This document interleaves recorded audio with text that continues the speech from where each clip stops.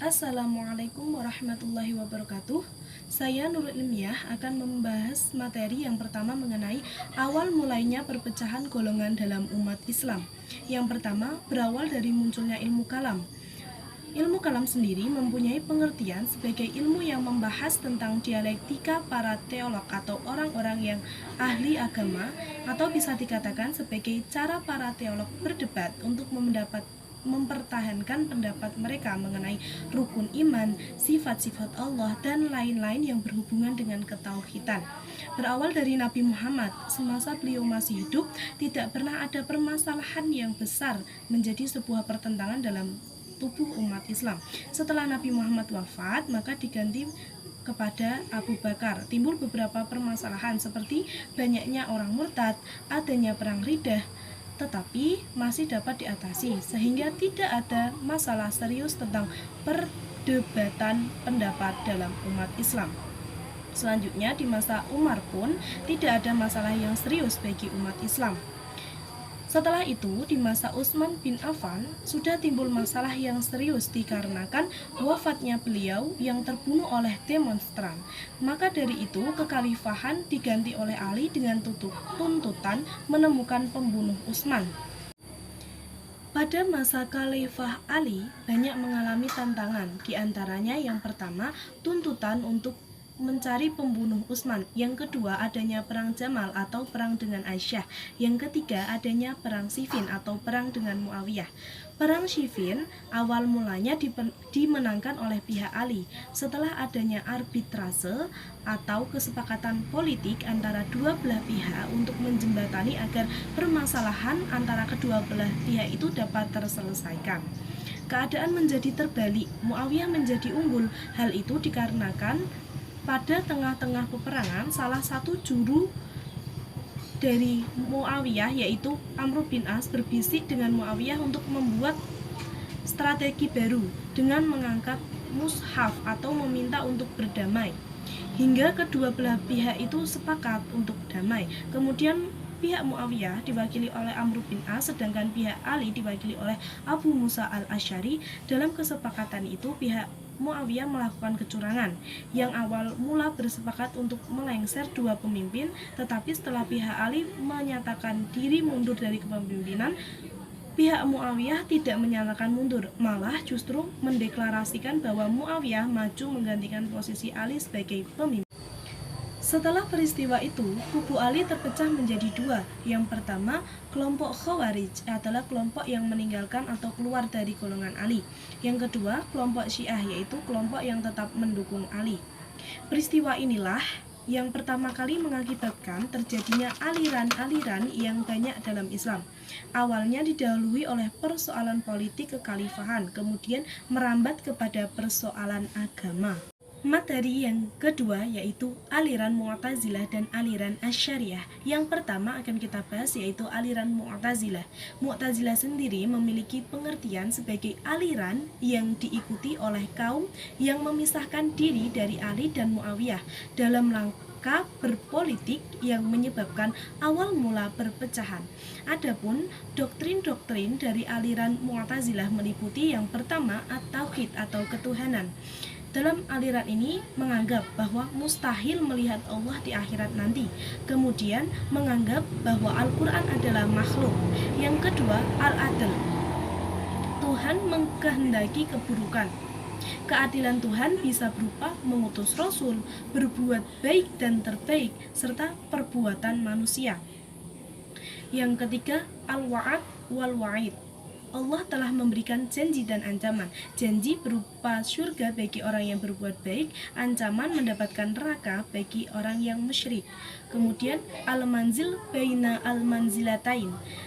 Orang yang berdosa besar di antara mukmin dan kafir. Jadi berada pada tengah-tengah, bukan kafir dan bukan pula mukmin. Dan yang terakhir, amar ma'ruf nahi munkar. Dalam aliran Mu'tazilah, amar ma'ruf nahi munkar itu cukup seruan saja, tetapi dalam keadaan yang mendesak atau keadaan tertentu perlu menggunakan cara kekerasan. Selanjutnya, aliran Asy'ariyah. Dari segi pengertian, aliran Asy'ariyah adalah suatu paham akidah yang dinisbatkan kepada Abdul Hasan al-Asy'ari. Al-Asy'ari semulanya berpaham Mu'tazilah, akhirnya pindah menjadi ahli sunnah karena perdebatan antara dirinya dengan Al-Jubba'i seputar masalah as-sholah dan aslahah atau kemaslahatan. Pokok dari ajaran Asy'ariyah yang pertama, Allah dan sifatnya. Menurut aliran ini, Tuhan memiliki sifat sebagaimana yang disebut dalam Al-Quran sebagai sifat-sifat yang azali, qadim, dan berdiri atas zat Tuhan. Yang kedua, kebebasan berkehendak. Manusia berusaha dengan kemampuannya dan Allah yang mewujudkan. Kemudian akal dan wahyu dan kriteria perilaku baik dan buruk. Baik dan buruk itu semua dilandaskan kepada wahyu. Yang selanjutnya, qadimnya Al-Quran. Menurut paham ini, Al-Quran adalah qadim dan bukan merupakan makhluk. Selanjutnya, melihat Allah. Dalam aliran Asy'ariyah, hukum melihat Allah bisa dilihat di hari akhir tetapi tidak dapat digambarkan. Yang selanjutnya yaitu keadilan. Dalam aliran ini berpendapat bahwa Allah memberi pahala kepada yang berbuat baik dan menyiksa kepada yang berbuat salah. Kemudian kedudukan orang yang berdosa. Dalam aliran ini, bila seseorang itu berbuat dosa dan tidak sempat bertobat di akhir hidupnya, maka orang tersebut tidak kafir dan tetap mukmin. Materi yang ketiga yaitu perkembangan ilmu tauhid dari klasik ke modern. Ada 3 periode dalam pemikiran Islam. Yang pertama, periode klasik pada tahun 650 sampai dengan 1250 Masehi. Pada masa ini, Islam mengalami ekspansi dan perkembangan ilmu pengetahuan. Yang kedua, periode pertengahan pada tahun 1250 sampai dengan 1800. Islam mengalami perpecahan dan kemunduran ilmu pengetahuan. Yang ketiga, periode modern pada tahun 1800 sampai dengan seterusnya. Pada masa ini, Islam mulai mengasah ilmu pengetahuan dan filsafat serta ilmu fokus dalam karakter pemikiran kalam klasik. Yang pertama, masalah kebebasan berkehendak. Apakah manusia itu memiliki kebebasan berkehendak ataupun tidak? Yang kedua, masalah sifat-sifat Allah. Apakah sifat-sifat Allah merupakan bagian dari zat ataupun bukan? Yang ketiga, batasan iman dan perbuatan. Apakah perbuatan itu merupakan bagian dari keimanan ataupun terpisah dari keimanan? Yang keempat, perselisihan antara akal dan wahyu. Apakah akal menjadi pokok wahyu ataupun sebaliknya? Kemudian, perbedaan kalam klasik dan modern. Perbedaan mengenai hal perdebatan dosa besar, status kekafiran, eskatologi, surga dan neraka, kekekalan Al-Quran, kehendak manusia yang bebas ataupun terpaksa. Selain itu juga mempersiapkan kompetensi global yang akan dihadapi. Sedangkan teologi modern hanya fokus pada substansi daripada form. Kalam kontemporer menurut pandangan Hasan Hanafi. Yang pertama, kalam harus mampu mengimbangi filsafat barat kontemporer, problem-problem sosial politik, pendidikan, iptek, dan lain sebagainya. Selanjutnya, adanya paradigma baru pemikiran Islam harusnya memihak pada nasib manusia, bukan nasib Tuhan. Yang terakhir, teologi klasik menurut Enginer cenderung kepada masalah-masalah yang abstrak dan elitis.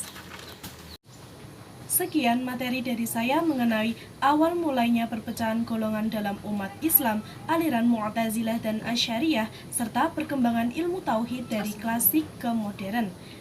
Terima kasih. Wassalamualaikum warahmatullahi wabarakatuh.